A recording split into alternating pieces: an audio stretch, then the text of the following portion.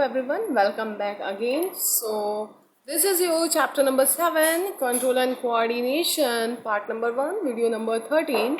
So today we are going to start our first chapter, and according to the biology, that is your third chapter, right, as you know. So the name of the chapter is the control and coordination.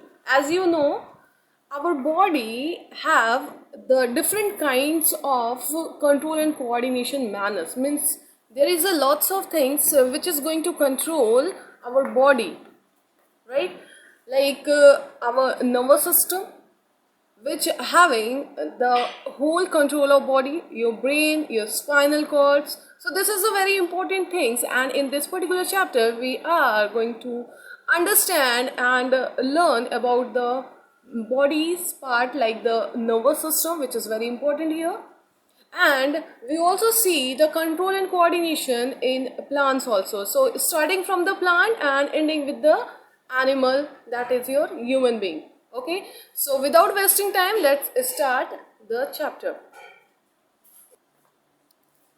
So as you can see on your screen, that is control and coordination, chapter number 7. So starting from the introductory points of this particular chapter, like in all the living organism are present in the two such a system, which is going to control and coordinate the diverse activity of the millions of the smaller cells, body organs, etc. And one system functions by the release of the chemical messenger in form of the hormones, or we can say the enzymes also, and it is called the endocrine system. Endo means inside your body, right? So the system which is going to release the hormones with the help of duct and without the help of duct is known as the endocrine system. And the another worked by the coordination of the nerve impulses, like the conduction of the electric impulses or the current, and which is known as the nervous system. So our body having the main component which is going to control your brain and with that your spinal cord. That two things is very important and play the very crucial role in controlling your body, in controlling and coordinate your each and every function of the body. Clear? So next is what you can see in the okay. So next is the homeostasis process. So in case of the homeostasis, what it mean actually, homeo means the similar, static means the status or the condition. Similar condition of the entire life. Means every human being showing the homeostasis process. And that homeostasis process is a very important characteristic feature of the every human being. Like in case of the homeostasis, that is going to control or maintain the internal environment of the body constant or steady state. And the homeostasis in the multicellular organism is achieved by the both endocrine as well as the nervous system. Endocrine system work by the releasing of the lots of the chemical or the hormones messenger, right? And means that chemical is actually known as the hormones, whereas the nervous system work by the conduction of the nerve impulses, and that impulses is in form of the positive and negative. Both the endocrine and nervous system is going to control and coordinate the body activities, but they do not show any different way. Difference between the endocrine and nervous control are summarized in the following table. We will see that table also. That difference also means what is different between that nervous system and endocrine system, and how it is going to conduct itself and how it is going to regulate itself. So as you know, the homeostasis process, which is the main characteristic feature of the every human being or the every mammals, and in this particular process the body, the internal temperature is going to maintain itself according to the environment. Like sometimes it is opposite to the environment. Like if we see here it is written the body constant, means the temperature is going to constant. As you know, our temperature, body temperature is the 37 degrees centigrade. right?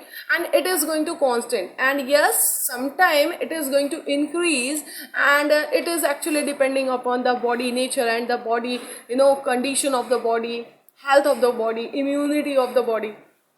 Some people having the 38 or 39 as a normal temperature, but our ideal temperature is the 37 degrees centigrade. Clear? So in case of 37 degrees centigrade, that is going to show the homeostasis process. Even if the condition of the external environment is more, like the condition of the external environment, sometime temperature is going to low, sometime temperature is going to high, right? And whenever the temperature is low and high, our body is not going to match with that what we say, that weather condition, right? We simply, in the winter time, we simply use or wear the sweater and a different type of coat which is going to restore the temperature. And in summertime, we use the fan, a cooler, AC to maintain the body temperature. Plus, if there is a loss of the temperature, simply we are started the sweating. And in winter time, we are going to start the what we say, that is the severing, and with the help of severing, the heat is going to produce, and it again constant your body temperature. So that is what the homeostasis process, right? Come to the next one point, that is in the nutshell, the difference between the way in which the hormones and nerves operate can be well compared with that of the radio masses being sent and conduction of the electric current.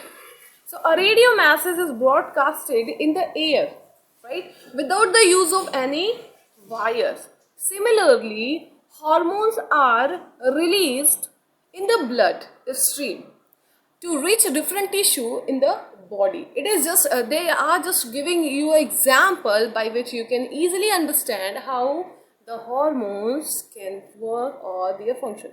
So simply, hormones are released into the blood stream, and that blood is just going to circulate to your whole body, and simply they are attached or taken by the tissues or the cell, right?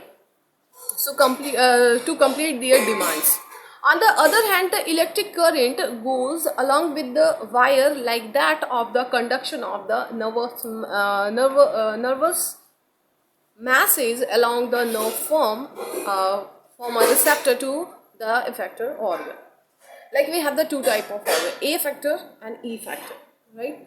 One is the effector, and another where the effect is going to generate. So one is your sense organ, which is going to sense each and every activity of the external environment. Simply you sense it, and that is going to transfer to your brain then the spinal cord, and again with the help of the effector organ, it is going to give the activities, and you can done your activities accordingly to the environmental condition. Now see the difference between the endocrine control and the nervous control. So in case of the endocrine control, the work which is means that work by releasing of the chemical messenger is the hormones. And in case of the nervous control, that work by the conduction of the nerve impulses. So in case of the endocrine, we simply release the hormones, right? And in case of the nervous control, there is a generation of the impulses. Hormones is a chemical messenger, right? And the meaning of hormones is to activate. To activate means they are going to activate, stimulate some body organ, some body tissue to conduct the process, next process, right?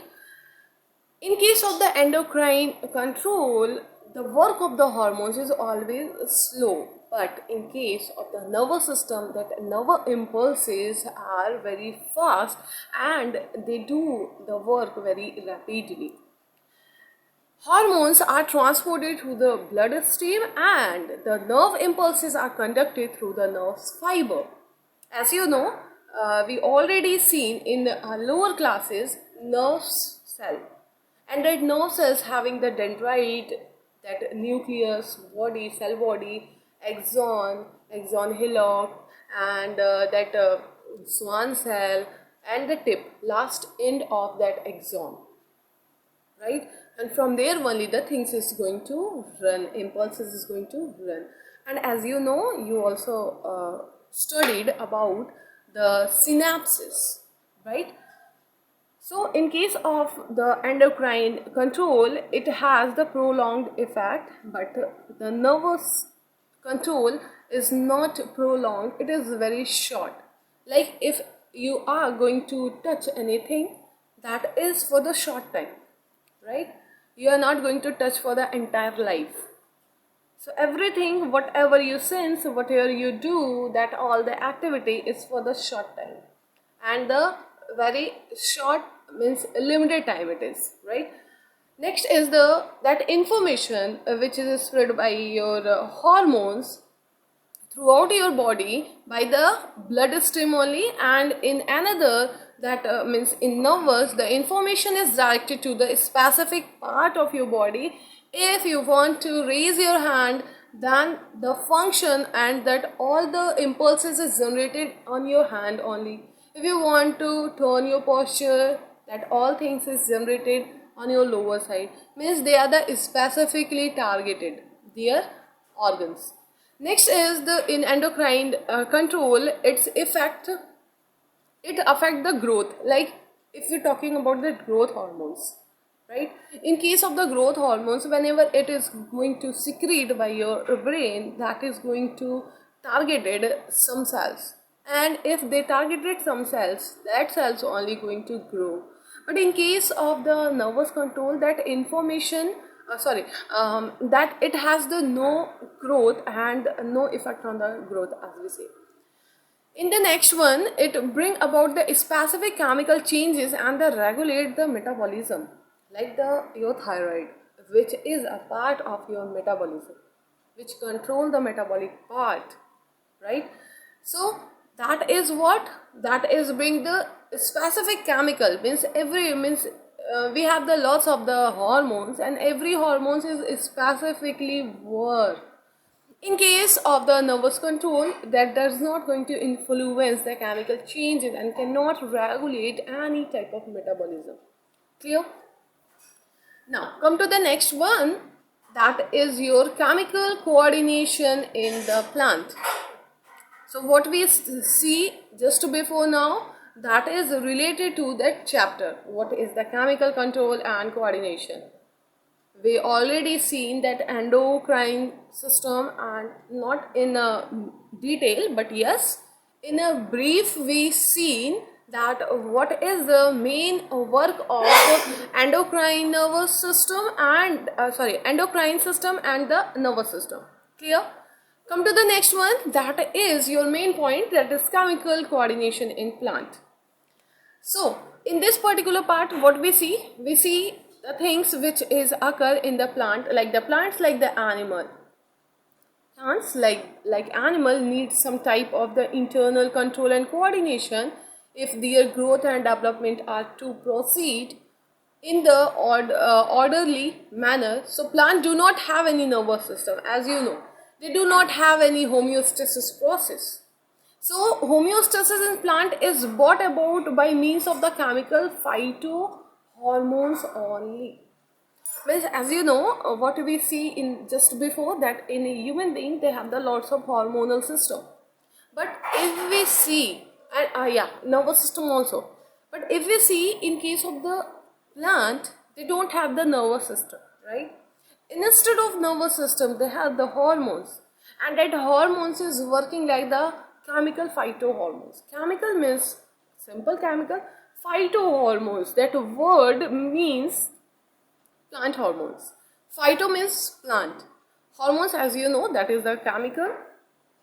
Plant produce very small amount of the chemical substances which is called the plant hormones or the phytohormones. which regulate their growth, though the phytohormones are secreted in the minute concentration, yet they have a marked effect on the certain physiological processes. Some of these chemical substances stimulate the plant growth while some other retarded the growth of the plant. So according to that, the plant hormones, we can say the plant regulator. Plant regulator. Regulator means we can increase it, we can decrease it, right? That is the plus way and the minus way. Both are present here. So in this first case, what we see, the sum of the chemicals, these chemical substances stimulate the plant growth while another retard the rate of the growth of the plant. So here it is written, this is why the your plant hormones is known as the growth regulator. So next is what the type of the phytohormones or the plant growth regulator. So directly we can see here on this chart, we can see the regulators. Means one is the promoter, another is the inhibitor. Right? So phytohormones can be defined as the chemical substances which are produced naturally in the plant and are capable of translocation and regulating one or more physiological processes. Right? So in this particular definition of phytohormones, it is just telling you that they are just going to secrete itself in the minute amount. Plus they can target the particular part of that plant body, either the tip or the node or the root tip, right?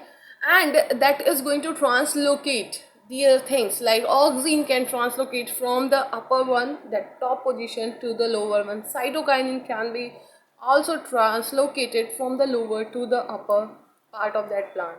So translocation is what? For the movement of the substances or the chemical messenger, that is your hormones. So in case of the plant hormones, we have the two category. One category is the promoter, another category is the inhibitor. In case of the promoter, we have the three things. One is the auxin, then cytokinin and the gibberellin. So you have to remember these all things. So please read it clearly, learn it, right? So growth inhibitor, we have the two things, ethylene and the abscisic acid. Sometimes ethylene is also included as the growth promoter because they can ripen the fruit, and that means that fruit ripening is going to increase just because of the ethylene, and ethylene is the gas. So it is the coming in middle one, but here it is clearly mentioned that is coming under the inhibitor. So we will mention whatever given here. In this particular picture, what we see the difference kind or different kind of the function of this all things in a one picture. So first, the control of the cell division, that is under control of the cytokinin and the gibberellic acid, and the control of the stem elongation, it is controlled by the auxin as well as the gibberellic acid too. Stomatal closure is just because of the abscisic acid. That is the main function of all that hormones. Next, cytokinin also induce the growth of the young fruit and also induce the fruit ripening. That fruit ripening, as you know, ethylene is going to done. And next is the that is what gravitotropism of the root, that is induced by the auxin, and development of the abscission zone. Abscission zone, that is the falling of leaf from their part, internode, from where they are going to attach, that is the internodal part. From there they are going to form one layer, and that layer name is the abscission layer. From that point, that leaf is going to fall off. Okay, and that is just because of the ethylene and the auxin. Next is that last is what? Regulating one or more physiologically process if they are present, when they are present in the low concentration. There are 5 main types of the natural occurring phytohormones, or we can say the plant regulators. They are, I already explained you, they are the auxin, cytokinin, gibberellin, cytokinin, ethylene, abscisic acid. So on the basis of the effect of the phytohormones, it can be divided into two groups, inhibitor and the regulator.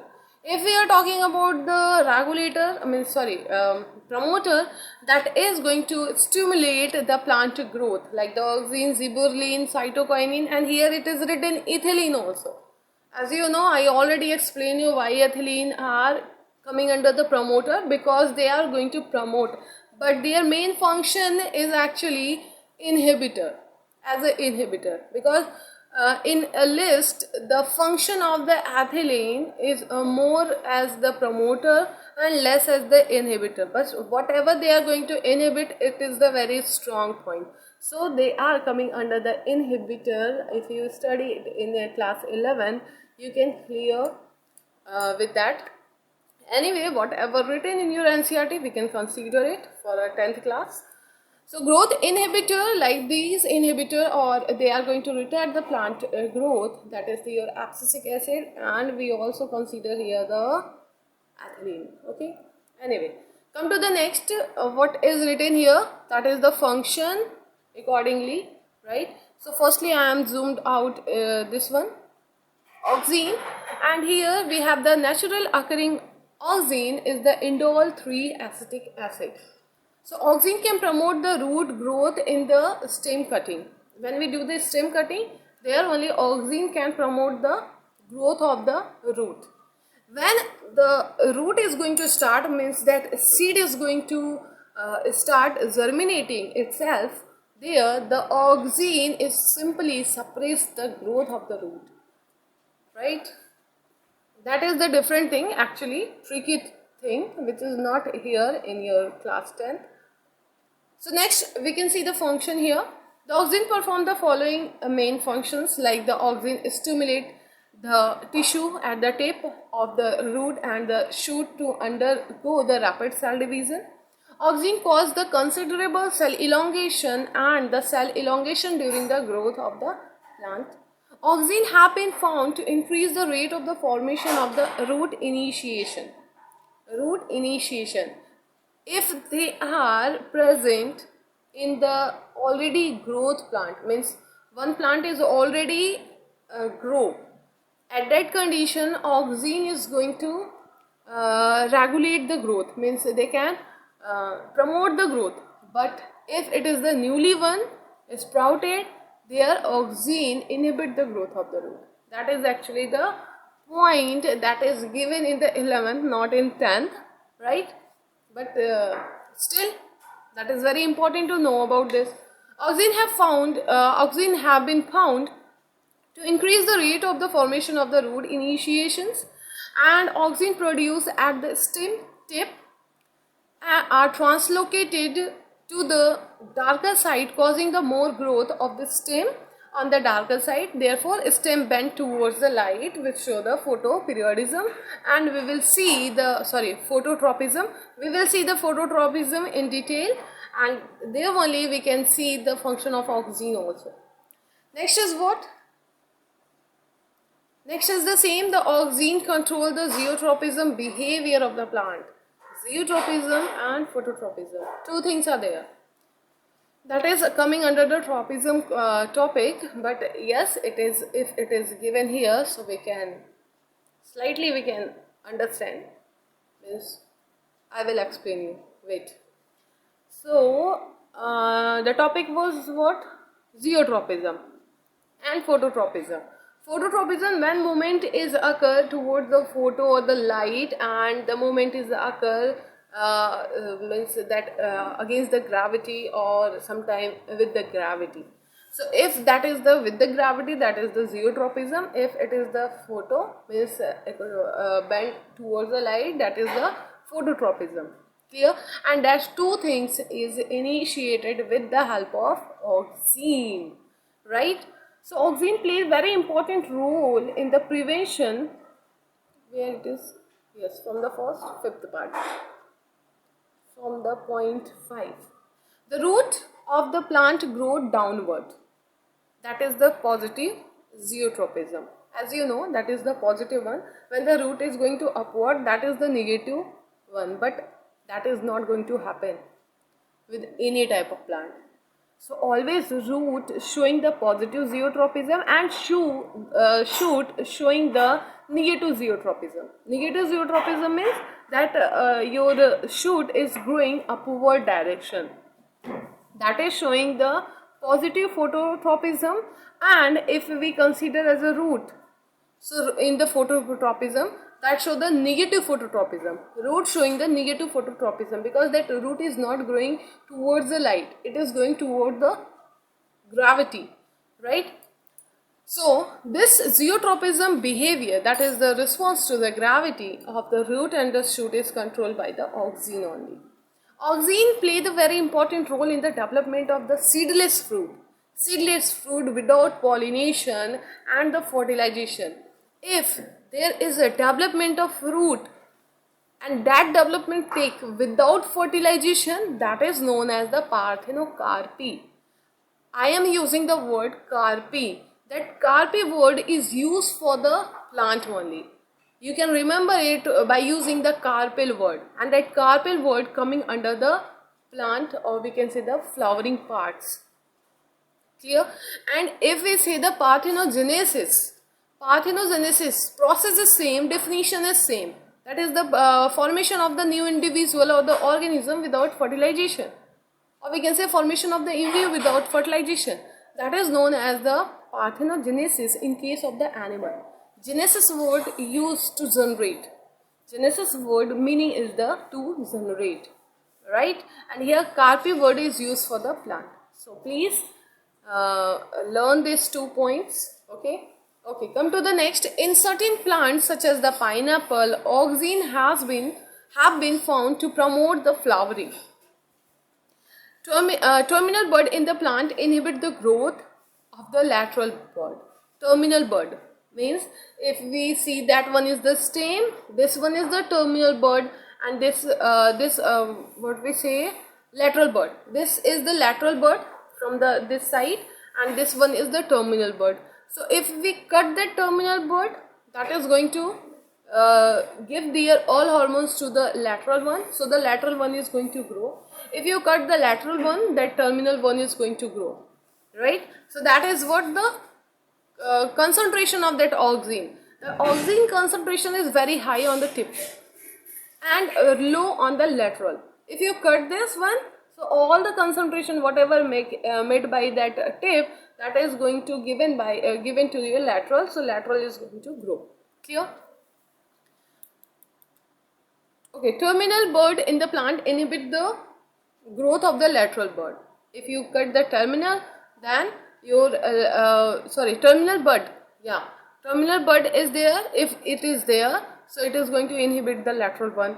And this is what about the auxine proceed at the tip of the stem and travel down, inhibiting the growth of the lateral bud. And this phenomenon is known as the apical dominance. Apical dominance. Dominance means that is going to dominate itself. Means they are going to suppress each and everything and dominated itself, right? Okay, come to the next. Auxine play a very important role in the prevention of the falling of the leaves and per harvested fruit drop in the plant like the apple, pear, etc. The saves lacks of the rupees due to the delaying formation of the accession layer, and this is just that all things is just responsible for the fall of the leaf and the fruit. So this is what about your auxine. In the next one class we will study about the next one, phytohormones, that is nothing but gibberellic acid. Okay, so see you in the next video. Till then, just write your notes properly with the help of diagram also. Please mention the diagram there and labeled it, and your in-text question also you have to write. Learn each and everything. See you in the next video, and thank you so much for watching this video.